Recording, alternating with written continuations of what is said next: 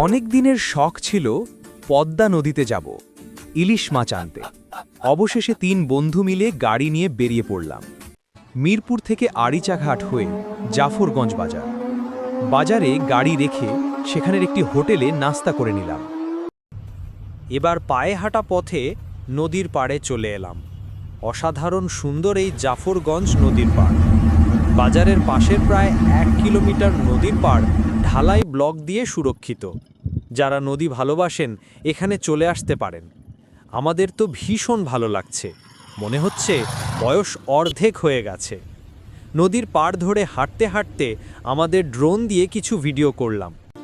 ঘণ্টাখানেক ঘোরাঘুরি করার পর 3 বন্ধু ট্রলারে ওঠার সিদ্ধান্ত নিলাম।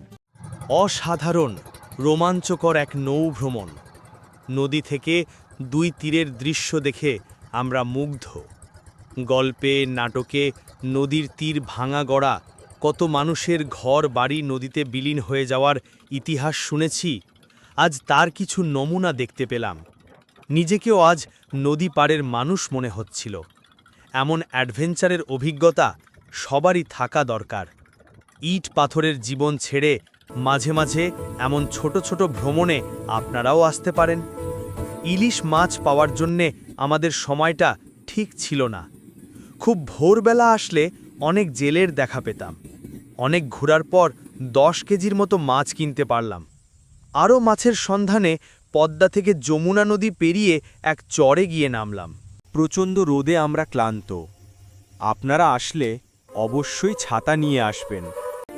ছোট ছোট বাচ্চারা নদীতে সাঁতার কাটছিল। হাঁটতে হাঁটতে বিষয়টা খুব উপভোগ করছিলাম। ছোট ছোট চায়ের দোকান, দোকানের সামনে বাঁশের টুলে বসে নদীর দৃশ্য অপূর্ব লাগছিল। বাকি সময়টা স্থানীয় লোকদের সাথে আড্ডা দিয়ে পার করে দিলাম।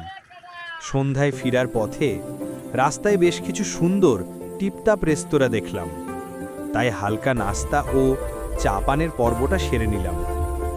একদিনের এই ভ্রমণটা বেশ ছিল। বন্ধুদের নিয়ে আপনিও ঘুরে আসুন।